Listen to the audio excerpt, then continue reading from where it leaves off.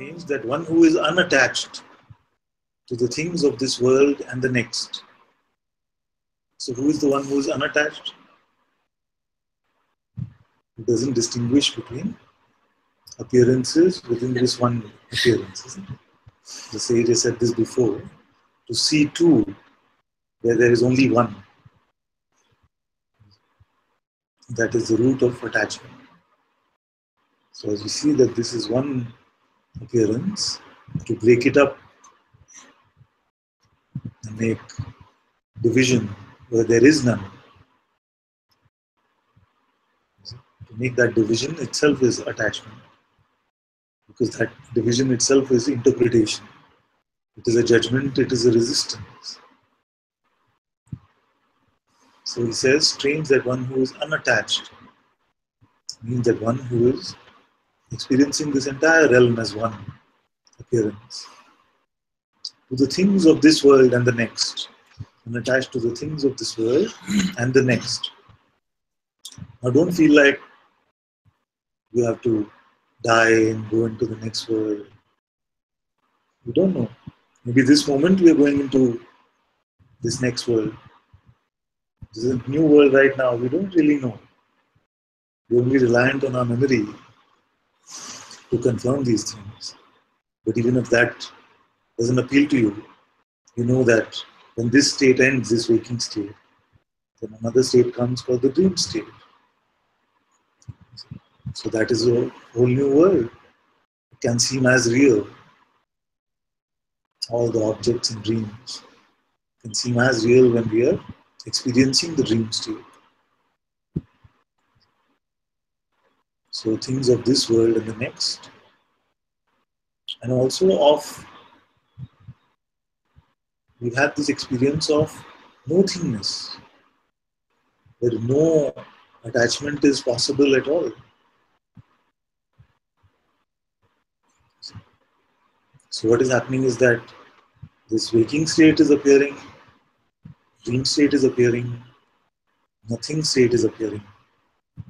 Now if there is something that is real, if there is something that is eternal and timeless, it cannot go with coming and going of states. It cannot go when states are coming and going. So that which remains, actually waking up in this waking state is to recognize ourselves as that which existed even in sleep. I can repeat that.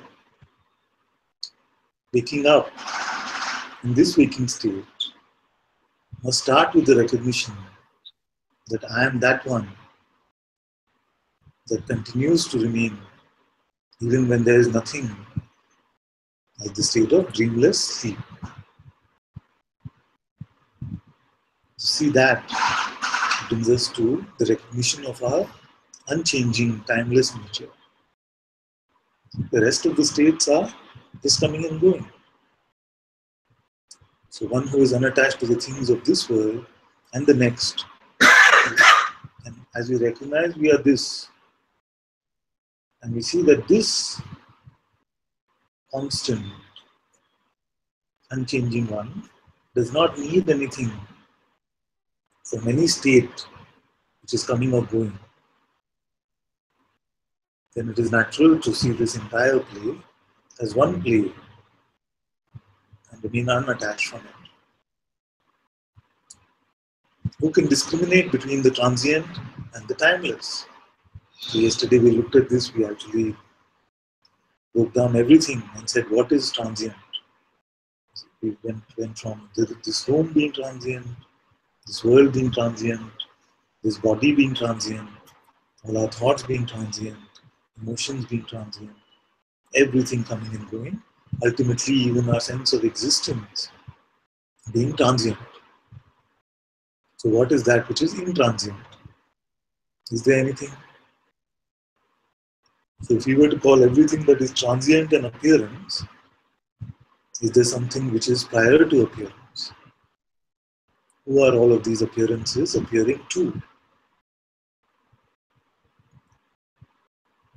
It is strange that one who is unattached to the things of this world and the next, who can discriminate between the transient and the timeless, who yearns for freedom, should yet fear the dissolution of this body. And we see that this body is also transient, and that realm in which it appears is also transient. Then at least this fear, what will happen when I lose this body? Will that be the end of me? This dissolves. And every night we have this experience. We leave this body aside.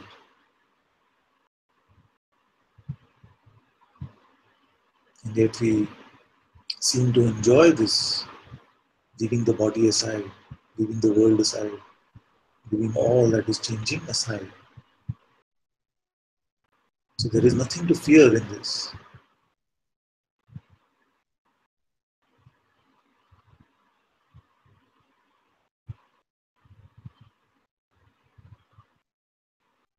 As we remain so fully satisfied in this unchanging truth of who we are, then you will find that attachment becomes more and more difficult, next to impossible. So, still, even now, till this verse, the answer is being given to Janaka because his question was, how is true knowledge to be attained and detachment to be achieved? So how is the detachment being shown to him? By showing him the reality of who he is. And this one is so unconcerned by this play that attachment seems like an alien concept.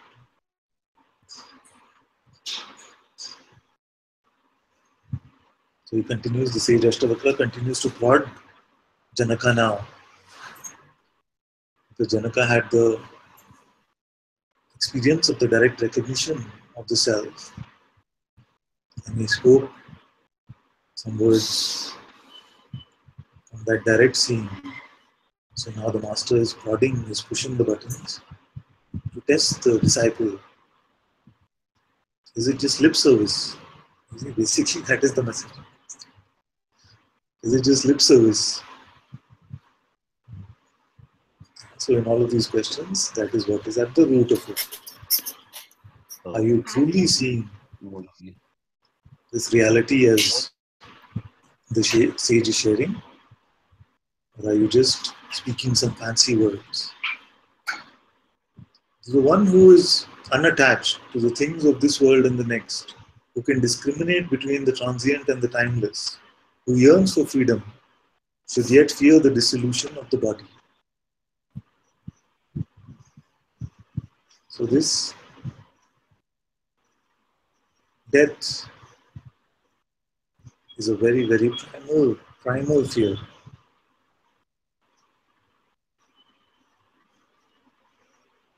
Right now in your emptiness, in your simple openness, if you are experiencing some fear, that is the fear of death. That is the fear of dissolution. Right now. And it is this fear which makes us run to the thoughts, run to the next concept which the mind is throwing up, run to the question, run to some mental understanding. Go away from this openness is what the mind tells you. Because it is too open, too naked an experience right now to be without a concept.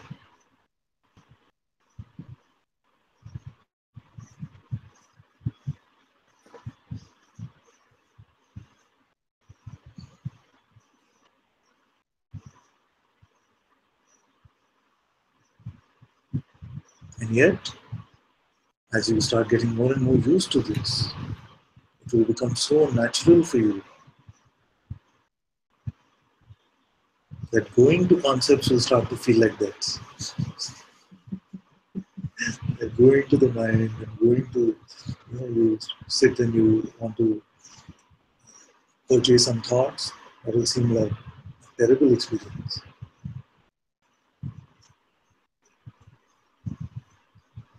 This is the fear of dissolution, which can be experienced right now, unless you are already used to this openness.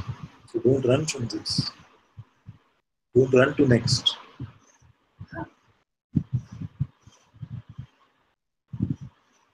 Don't worry about next.